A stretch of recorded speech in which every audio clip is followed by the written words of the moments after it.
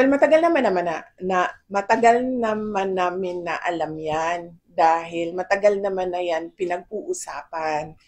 Simula pa lang noong pagpasok namin as President and Vice President, naririnig na namin yung delivery ng mga pera na nakalagay sa mga suitcases. Pero ngayon lang siya lumabas in public dahil merong witness na nagsabi na siya mismo ang nagdadala nung mga suitcases na yon.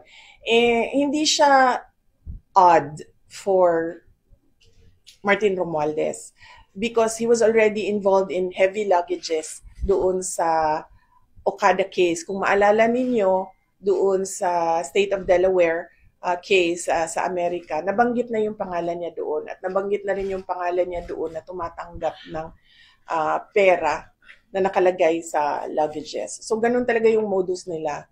Were you surprised? Hindi na ako nagulat, ma'am. Kasi nababalita naman na yan noon. Hindi lang natin napag-usapan in public kasi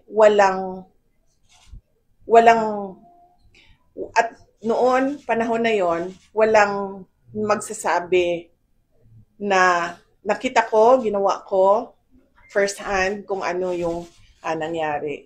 Di tulad ngayon na meron talagang isang tao na nagsabi na kung ano yung sistema, ano yung ginawa nila, at paano nila ginagawa yun.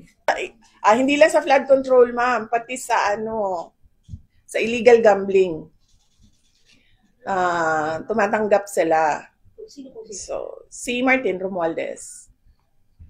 So, hindi lang siya sa flood control. Baka kasi yung tao na nagtrabaho ng basura, flood control yung pera na tinatransport nila. Pero marami pang iba pang mga sources ng corruption na dinideliver